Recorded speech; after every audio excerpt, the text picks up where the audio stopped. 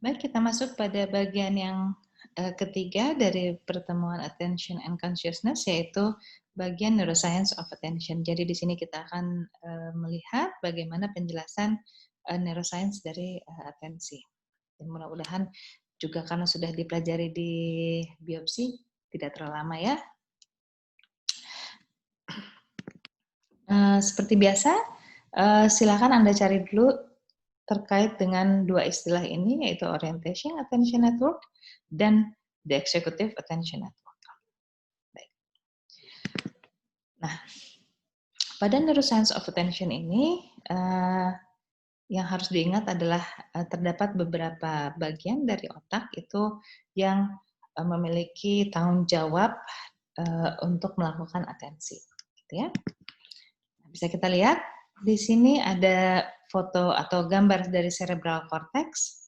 Gambar ini sebenarnya juga dilihat oleh Anda pada bab yang lalu, bab 2. Di sini ada cerebral cortex yang terdiri atas temporal lobe, occipital lobe, parietal lobe, dan frontal lobe.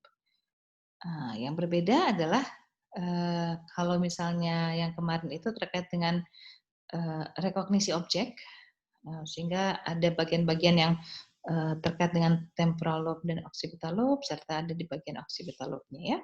Sedangkan di sini region yang penting untuk tugas atensi adalah orienting attention network yang letaknya di parietal lobe serta executive attention network yang letaknya di frontal lobe, tepatnya di prefrontal cortex di bagian depannya. Nah, apa itu orienting attention network? Orienting attention network itu adalah jaringan yang diaktifasi ketika melakukan seleksi informasi dari input sensoris, gitu ya. Nah, biasanya orienting attention network ini merupakan atensi atau bertanggung jawab pada atensi yang membutuhkan pencarian visual pada berbagai lokasi spasial. Oleh karena itu letaknya ada pada parietal lobe atau lobus parietal. Karena lobus parietal ini terkait dengan tanggung jawabnya atas sensasi sentuhan, tekanan, nyeri, suhu, semua yang memang sifatnya ada rasanya atau ada sensasinya yang terkait dengan spasi, gitu ya. Nah, jaringan dari orienting attention ini pertama kali berkembang di tahun pertama kehidupan. Jadi kayak pada usia 4 bulan, 5 bulan gitu ya, anak sudah mulai bisa mengalihkan perhatiannya pada mainan atau mainan yang dipegangnya kalau dia udah bosan dengan stimulus yang ada di luar sana. Gitu. Nah, dia pada orienting attention network ini karena terkait dengan terkait dengan spasi, maka orang-orang yang mengalami disorder atau kerusakan pada bagian parietal jaringan orienting attention ini, maka juga mengalami kesulitan untuk melihat atau untuk memahami subjek atau spasial atau ruang yang ada pada bagian yang rusaknya. Jadi karena ada brain asymmetry, maka kalau misalnya rusaknya, lesionnya adalah bagian orienting attention network yang terletak pada bagian hemisfer kanan, maka bagian kiri itu yang tidak terlihat oleh orang tersebut atau sebaliknya, gitu ya. Nah, ini kita lihat contoh dari gambar orang-orang yang memang mengalami kerusakan pada orienting attention network-nya. Nah, ini pada bagian A kita lihat pasien diberikan gambar bunga dan diminta untuk mengcopy gambar bunga tersebut. Pasien ini mengalami itu yang dikatakan sebagai unilateral spatial neglect, yaitu mengalami kerusakan pada jaringan orienting attention-nya, terutama dia karena ini di sebelah kanan, berarti yang rusaknya di sebelah kiri ya, dia mengopinya bunganya hanya setengah. Kenapa? Karena menurut dia yang terlihat memang cuma setengah ini gitu ya.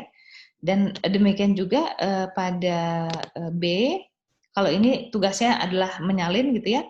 Pada B ini, pada bagian B ini, seseorang yang atau pasien yang mengalami unilateral spatial neglect ini diminta untuk mengingat-ingat bentuk jam, gitu ya. Jadi tolong diingat, coba digambarkan jam gitu ya. Lihat, dia hanya menggambar setengahnya saja dan angkanya dipaksakan untuk masuk semua pada bagian setengah yang dia lihat. Lihat ya, 1, 2, 3, 4, 5, 6, 7, sampai mepet 6, 7, 8, 9, 11, dan maaf, 11 dan kemudian kembali ke 12 itu ada di tengahnya ya. Karena dia ingat dalam memori dia tahu bahwa angka yang ada pada jam itu ada 12, 1 sampai dengan 12. Tapi letaknya seperti apa dia hanya ingat setengahnya saja atau dia orientasi dia hanya tahu hanya setengahnya aja gitu ya. Nah, apa sih unilateral spatial neglect ini? Unilateral spatial neglect ini adalah ketika seseorang abai terhadap sebagian dari pandangan visualnya. Jadi dia hanya tahu sebagian aja. Jadi kayak ada pasien gitu ya, dia dikasih makan di dalam piring penuh, dia karena dia punya lesionnya di sebelah kiri, maka dia nggak bisa lihat yang kanan. Makanan yang dihabiskan hanya sebelah kirinya aja, gitu ya. Habis gitu dia ngeluh, kok kurang sih makanannya? Kenapa nggak kamu habiskan? Emang ada, tidak terlihat oleh dia, gitu ya. Nah, itu terjadi karena adanya brain lesion pada salah satu hemisfer jaringan orienting attention, gitu ya. Nah, itu yang dikatakan sebagai orienting attention network. Yang kedua, yang berikutnya adalah executive attention network. Executive attention network ini bertanggung jawab pada atensi yang digunakan ketika menghadapi konflik, gitu ya. Konflik yang seperti apa sih? Salah satu konfliknya yaitu seperti struct task. Nah, executive attention network ini bertugas untuk melakukan inhibisi terhadap respon otomatis pada suatu stimuli. Kita jauh lebih cepat membaca tulisan daripada membaca warna. Kenapa? Karena ketika warna disandingkan dengan tulisan, yang paling utama atau paling cepat muncul dalam otak kita adalah tulisan itu dulu, gitu ya. Sehingga kalau misalnya dia harus atau kita harus membaca warna, maka tulisannya harus diinhibisi dulu. Itu kenapa ada apa namanya? Membutuhkan waktu reaksi yang lebih lama ya, sehingga dengan menginhibisi tulisannya baru bisa membaca warnanya. Nah, executive attention network ini letaknya pada prefrontal cortex gitu ya, dan overlap dengan bagian otak yang terkait dengan kecerdasan umum. Jadi memang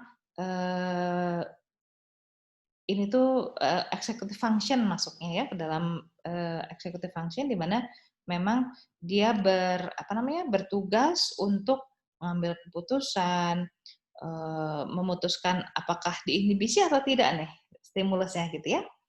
Nah,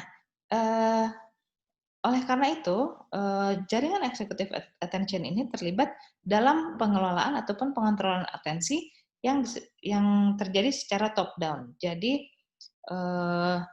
karena tulisan itu sudah ada memorinya di sini, sehingga sifatnya top down langsung muncul tulisannya. Nah,